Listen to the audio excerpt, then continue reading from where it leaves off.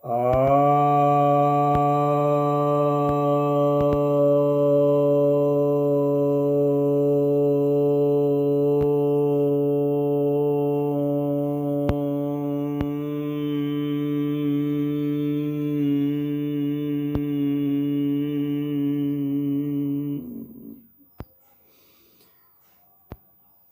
भक्तजनों को सप्रेम नमः। भक्तों, आज मैं आपके समक्ष श्रीमद् भगवद गीता के 14वें अध्याय के 22वें श्लोक की व्याख्या करने जा रहा हूँ। यह 22वां श्लोक कहता है, यह श्री भगवान वाच है, अर्थात यह भगवान कह रहे हैं, प्रकाशम च प्रवृत्तिम च मोहम एव च पांडव न द्वेष्टि संप्रवृत्तानि न निवृत्तानि कांक्षति। अर्थात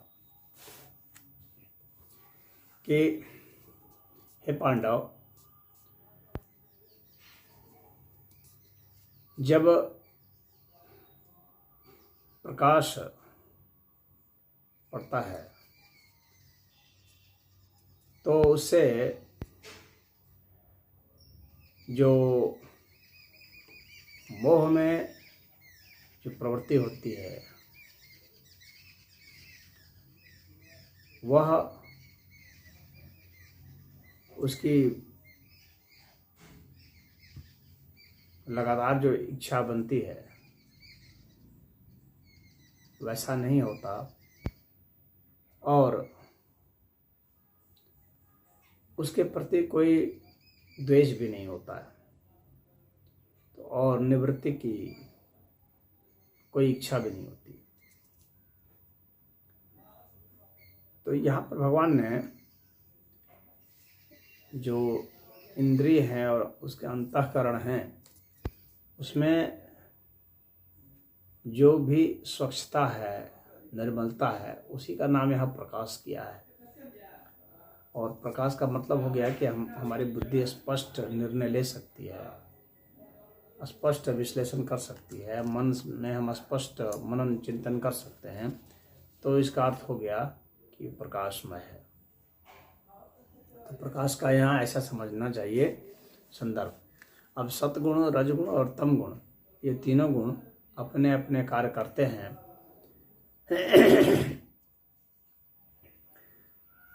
सतगुण का काम तो यहाँ पर प्रकाशित करना है इंद्रियों को, कि उन्हें स्पष्ट बोध हो कि क्या करना है, क्या नहीं करना है,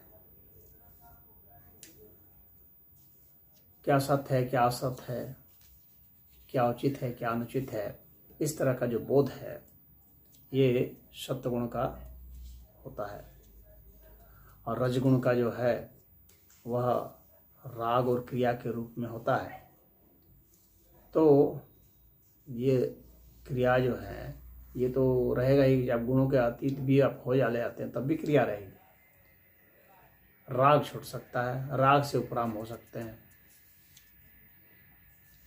और यहाँ पर जो मोह की बात की है तो मोह भी दो तरह के होते हैं, या किसी अवस्था विशेष से या किसी स्थान व्यक्ति विशेष से होता है। तो सत असत इस तरह की जो चीज़ें हैं, कर्तव्य अकर्तव्य, इसमें क्या हम किसी के साथ मोह कर रहे हैं, कोई पक्षपात कर रहे हैं, उस आधार पर भी यह मोह होता है। तो जो यहाँ पर अर्जुन ने चूँकि पूछा है कि जो गुणातीत व्यक्ति हैं उनके क्या अच्छा होते हैं, तो और मतलब उन जो गुण वाले हैं उनके संदर्भ में, उनकी तुलना में वे पूछ रहे हैं। तो यहाँ पर उन्होंने, भगवान ने कहा है कि गुणातीत व्यक्ति भी जो है क्रिया तो करता ही है, इंद्रियों से कार्य तो लेता ही है, और वह भी जो है व्यवहार में कभी कभी वह भी कोई भूल कर बैठता है। गुणातीत व्यक्ति जैसे दोषी को कभी निर्दोषी मान लिया, निर्दोषी को दोषी मान लिया, इस तरह की जो भूलें हैं वो उनसे भी हो जाती हैं, लेकिन वह इनसे बंधता नहीं है। वह अगर इसमें प्रवृत्त भी हो जाता है तो न द्वेष्टिशम प्रवृत्तानि, जो यहाँ लिखा हुआ है इसका अर्थ है कि प्रवृत्त भी हो जाता है इंद्रियों की गतिविधि में होता है तो वह कोई द्वेष नहीं करता उससे कि ओहो मुझे ऐसा नहीं करना चाहिए था, ऐसा नहीं करता। चाहे प्रवृत्त भी हो जाए वो ईश्वर को समर्पित किया हुआ रहता है हर गतिविधि को, चाहे निवृत्त हो जाए तो उसकी वो कोई कामना नहीं करता कि निवृत्त हो गया तो यही होता रहे, फिर से यही चीज़ें आ जाएं। इस तरह का उसे कोई इस तरह का बोध नहीं होता है, कोई जिद नहीं करता वह ऐसी। तो यहाँ पर स्पष्ट भगवान ने किया है, करने की जो स्थिति होती है उसको छोड़ करके होने की स्थिति में गुणातीत व्यक्ति हो जाता है। यानी करना मतलब कि व्यक्तिगत हो गया और होना मतलब कि समष्टिगत होता है। पूरा अस्तित्व के माध्यम से जो कर्म हो रहे हैं तो उसको होना कहते हैं कि ये हो रहे हैं, यानी कोई एक व्यक्ति विशेष नहीं कर रहा है। और जब कोई व्यक्ति विशेष का कोई कर्म दृष्टिगोचर होता है तो उसको हम लोग कहते हैं कि ये कर रहा है और वह जो कर्म है वह उसके लिए बंधन स्वरूप हो जाता है।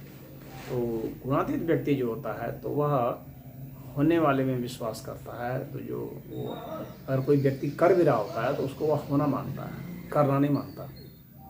और स्वयं से भी उससे भी जो घटना घट रही होती है, जो भी वह भी जो कर रहा होता है तो उसको वह होना मानता है, करना नहीं मानता।